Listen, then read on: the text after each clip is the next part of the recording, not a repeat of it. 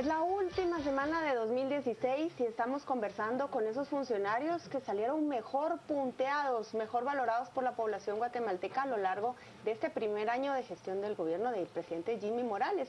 Y uno de ellos es el ministro de Gobernación con el que hablamos en el segmento anterior y el otro es el jefe de la SAT, Juan Francisco Solórzano Fopa, quien ha liderado una cruzada, podrían llamarle algunos, para llevar esos casos que venían acumulados desde hace años a procesos judiciales y que la SAT recuperara parte de dinero que había sido evadido.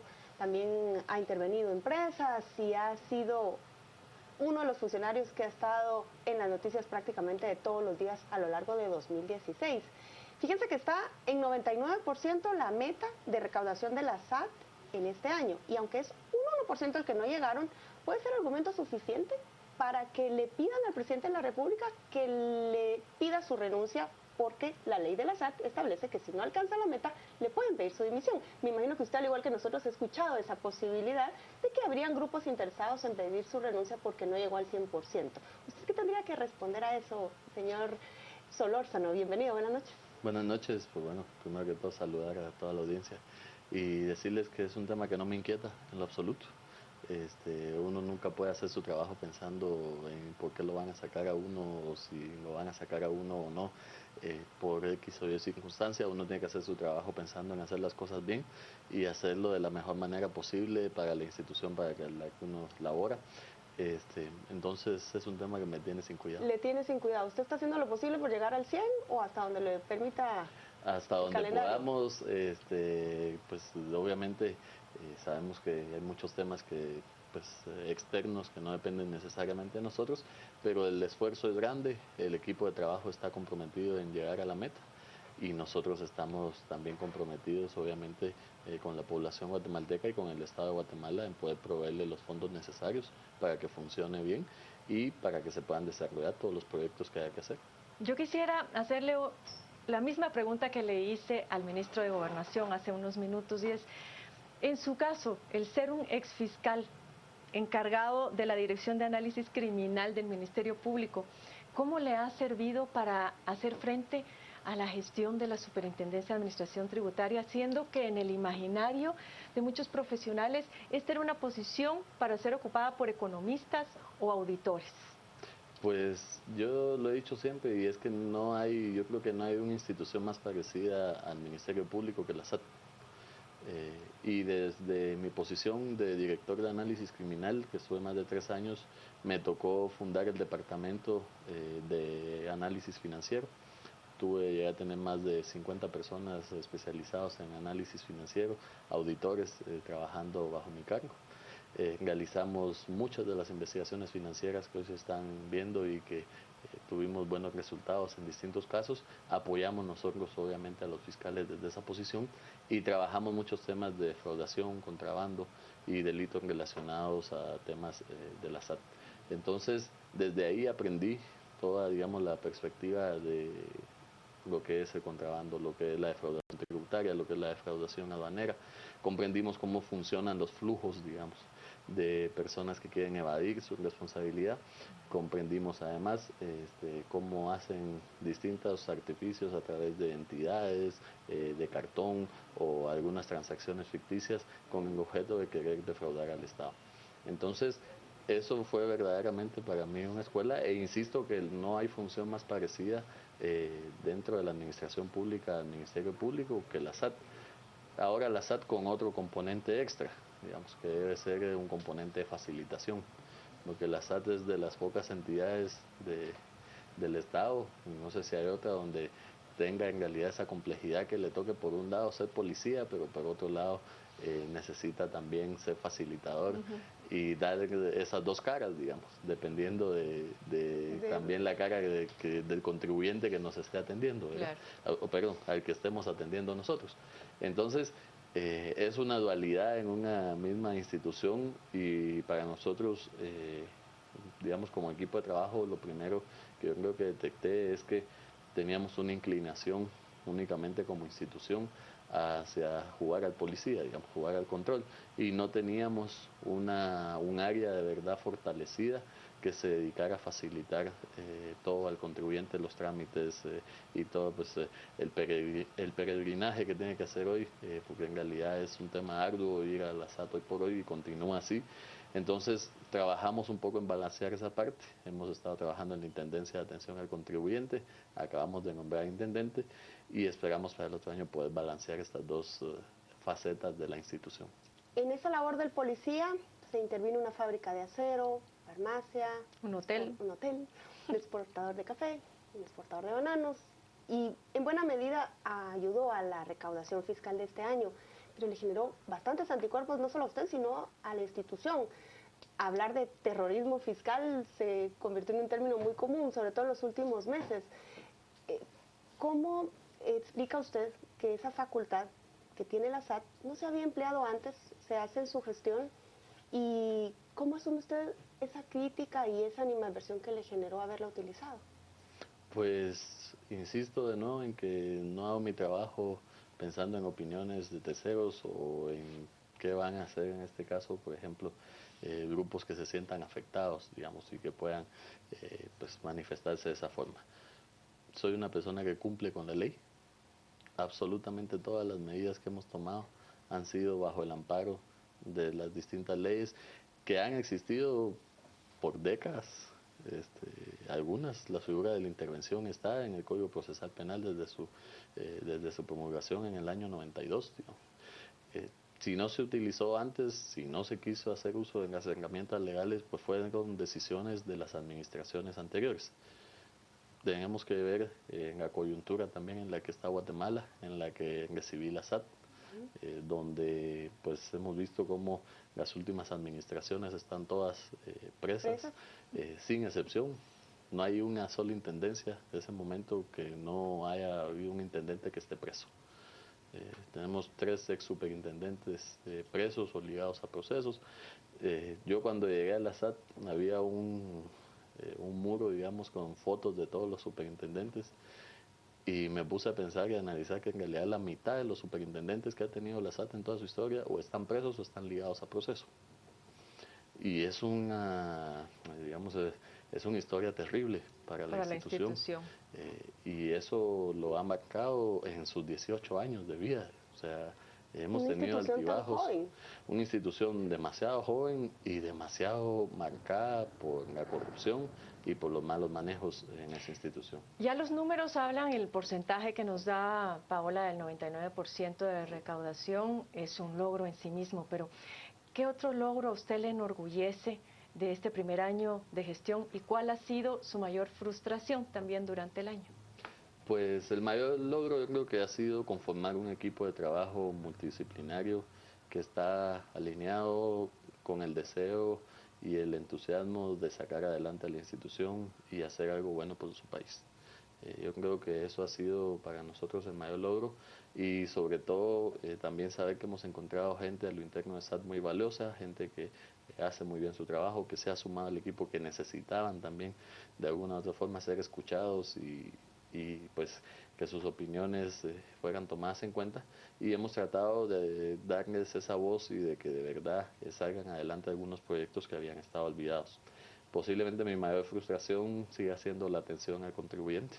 Creo que es la deuda más grande que tenemos como administración con los contribuyentes, porque insisto en las dos facetas de la institución, ¿verdad? No solo podemos ser el policía que esté persiguiendo a los evasores, también tenemos que ser el facilitador y tenemos que ser ese ente que le permita a los contribuyentes hacer el pago de sus impuestos de una manera fácil. De por sí pagar impuestos es una tarea que no nos gusta a nadie. Pero simplificar los trámites al menos. Pero simplificar los trámites, las colas, las esperas, es un tema que por lo menos, digamos, si tengo que ir a hacer algo que no me gusta, por lo menos que me traten bien. Digamos. Por lo menos que me hagan si tengo que ir al dentista. Con dignidad. Pues, sí, si tengo que ir al dentista, pues que me pongan algo de anestesia, no sé. Y me den una paletita. Y me den una paletita, pero, o sea, no podemos seguir nosotros tratando tan mal al contribuyente, de verdad que lo tratamos muy mal y es una frustración que yo espero que para este año 2017 mejoremos. Y miren, eso es interesante, que el jefe de la SAT admita que tratan muy mal al contribuyente y que quieren mejorar ese servicio. Vamos a preguntarle cuando regresemos si puede dar fe usted de que la SAT está limpia y no hay mafias ahorita operando, pero vamos a una pausa comercial y también leeremos sus comentarios al volver.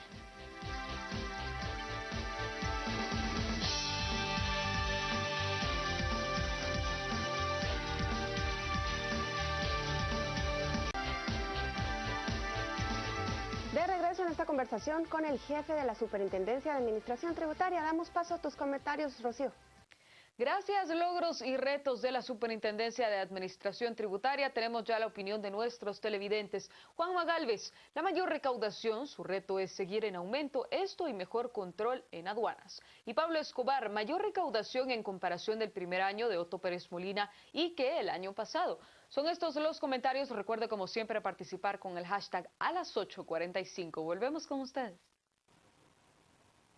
Muchas gracias. Y bueno, habíamos dejado una pregunta pendiente. ¿Usted puede dar fe que la SAT está limpia ahorita? Definitivamente no.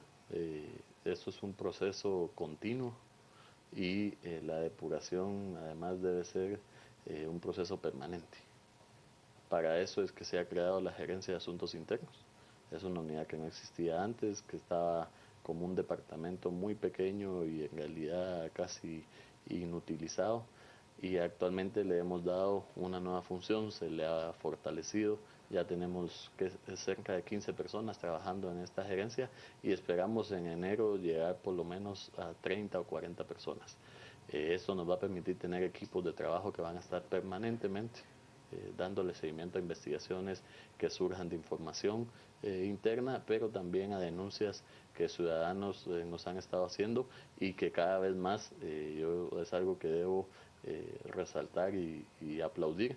Los ciudadanos están queriendo, digamos, combatir la corrupción, no están quedándose callados, están denunciando los actos de corrupción y eso nos compromete a nosotros como institución y como autoridades a darles una respuesta efectiva a estas denuncias y darle un seguimiento y una conclusión. Entonces, este es un proceso permanente. El problema de la corrupción en las aduanas, en devolución de crédito fiscal, en impuestos internos, en omisos, son temas que no nacieron ni con la administración anterior, ni con las dos anteriores, ni con las tres anteriores. Es un tema que ha estado desde que han existido las aduanas, yo he escuchado que ha habido ese tipo de problemas. Entonces lo que tenemos que buscar son esos procesos de depuración continua que nos permitan de alguna forma ir sacando a los malos elementos que vayamos teniendo en la institución y resaltar el buen trabajo de aquellos que sí son buenos elementos.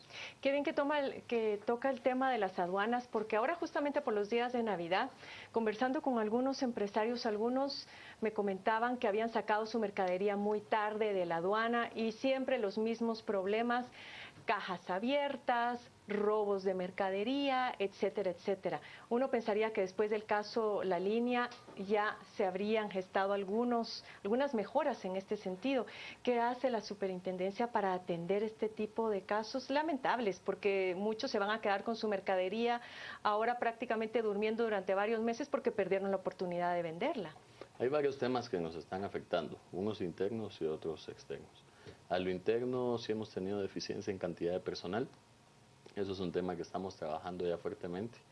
Este mismo día entraron a trabajar 94 nuevos funcionarios en las aduanas que se acaban de graduar del plan becario que tenemos, que es un plan, digamos, un tutorial para ingresar a la institución.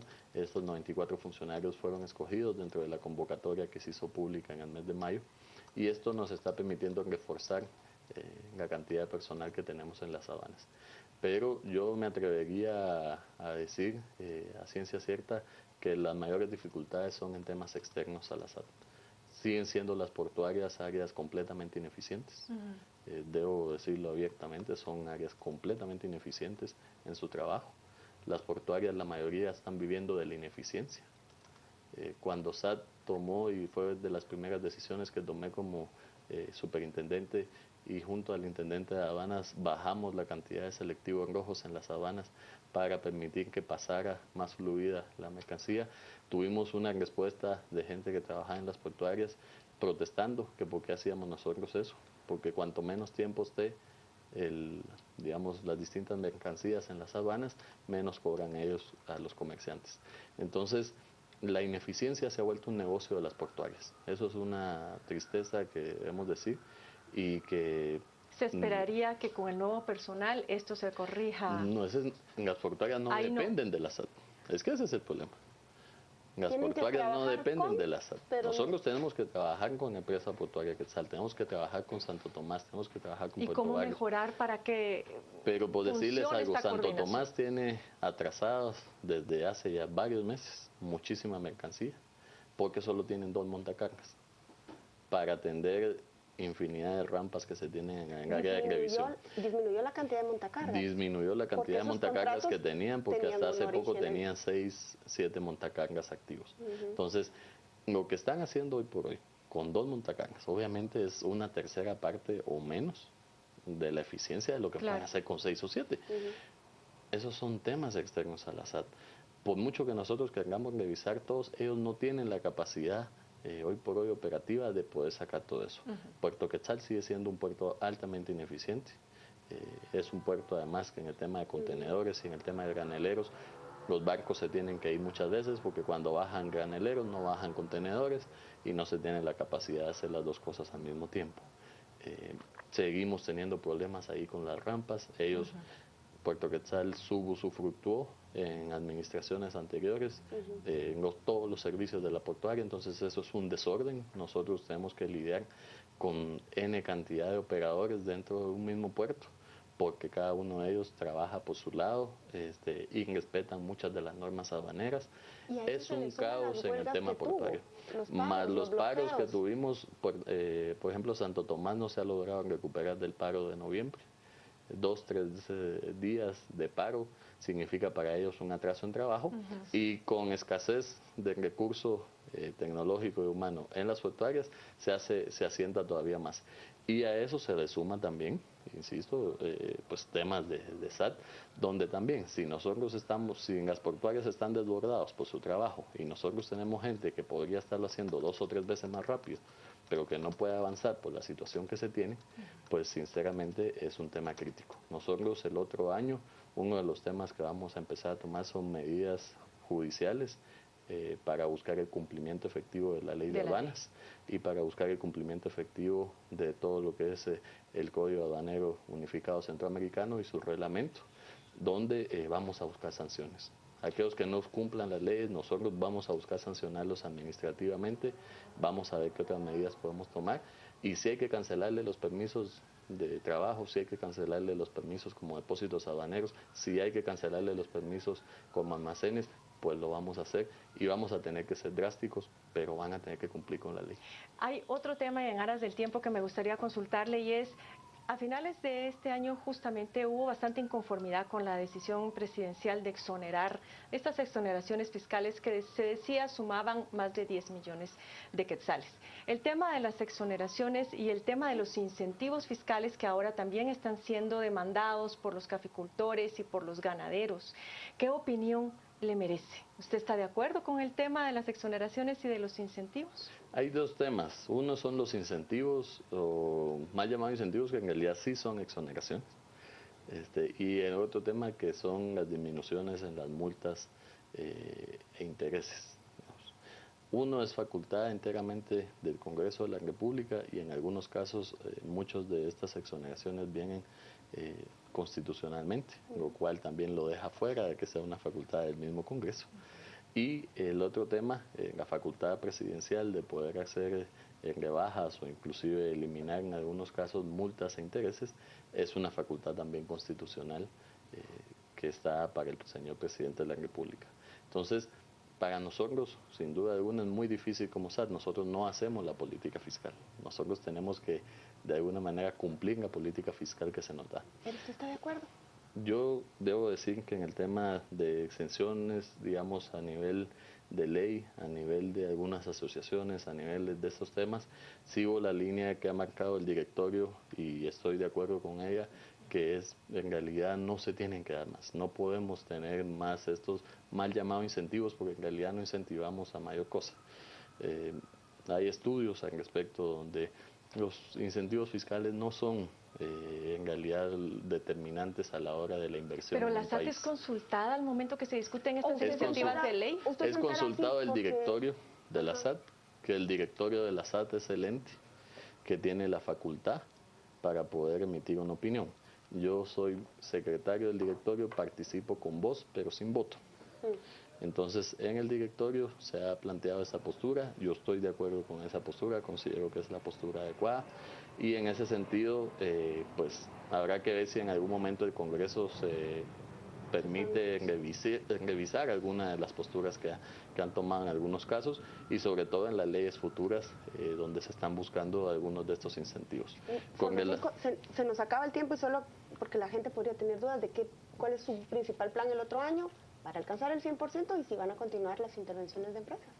Pues dos cosas: seguir fiscalizando en áreas muy importantes, áreas de grandes recaudos, donde sabemos que hay todavía algunas personas jurídicas y físicas que nos están defraudando y que están evadiendo y que siguen teniendo esquemas fiscales con escudos inexistentes, pero que lo han hecho valer por muchos años, y este tipo de casos lo vamos a combatir. Y la otra parte tiene que ser la facilitación, facilitar al contribuyente que pague sus impuestos. ¿Van a haber más impuestos el próximo año? No lo puedo decir, no depende de la SAT. Nosotros tendremos que analizar las propuestas que se nos hagan llegar en su momento y el directorio va a emitir una opinión. De momento, usted nos decía fuera del aire, ahora lo ven en los comercios y se asustan porque ya saben que llega el jefe de la SAT a verificar si están dando factura. Pues yo trato siempre, obviamente, aunque esté en algo familiar, pues tengo que cumplir con mi deber ciudadano. Lo reconocen. Y sí me reconocen. Debo decir y cierran las puertas de los negocios. No lo cierran, pero siempre me han ofrecido factura ya últimamente a donde voy. Factura, un cafecito, un pastelito. Una y demás. Muchas gracias por acompañarnos. Le deseamos una buena gestión en 2017 y que pase un buen fin de año. Gracias, igualmente. También gracias a Carmen, y bueno, nosotros nos despedimos por hoy, pero ya estamos listos para cederle el micrófono a Marjorie para las 10 p.m. Buenas noches.